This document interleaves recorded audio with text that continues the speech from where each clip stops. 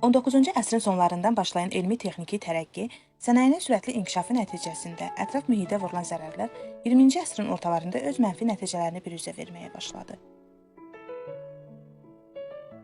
Artıq insanlar təbiətə olan münasibətlərini dəyişməyəcəkləri təqdirdə bu prosesin onların özlərinə qarşı çevirəcəyini və arzuolunmaz nəticələrə gətirib çıxaracağını anladılar. Bu problemin gələcəkdə qlobal kataklizmlərə səbəb olacağını başa düşən alimlər, ekoloqlar öz etiraz səslərini ucaltmağa, həyəcan təbili çalmağa başladılar. Problemin ciddiliyini dərk edən beynəlxalq təşkilatlar, tərəqqipərvər dünya ictimaiyyəti məsələni daim diqqət mərkəzində saxlamağa çalışırdı.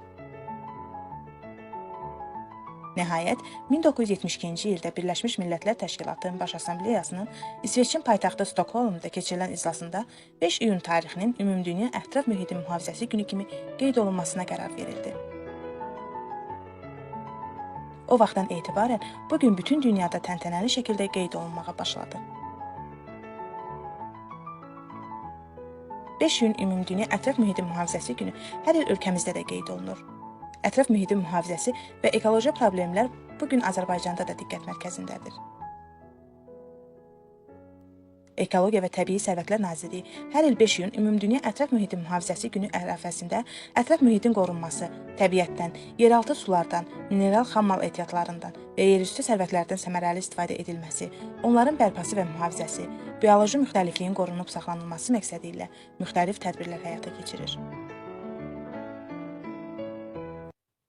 Son illərdə Ulu Öndər Heydər Əliyevin siyasi kursunu uğurla davam etdirən Prezident İlham Əliyevin imzaladığı fərmanlarda, təsdiq etdiyi dövlət proqramlarında, ekoloji mühitin sağlamlaşdırılması məqsədi ilə nəzərdə tutulan hədəflərin reallaşması üçün yerinə yetirilməsi, zəruri olan vəzifələr müəyyənləşdirilib, biomüxtəlifliyin mühafizəsi, meşələrin inkişafı, yaşıllıqların artırılması, su ehtiyatlarının davamlı idarə olunması sahəsində nəzərə çarpacaq nailiyyətlər əldə olunub. Bugün və gələcəkdə insanların tərtəmiz bir dünyada yaşaya bilməsi üçün əlimizdən gələni etmək məcburiyyətindəyik.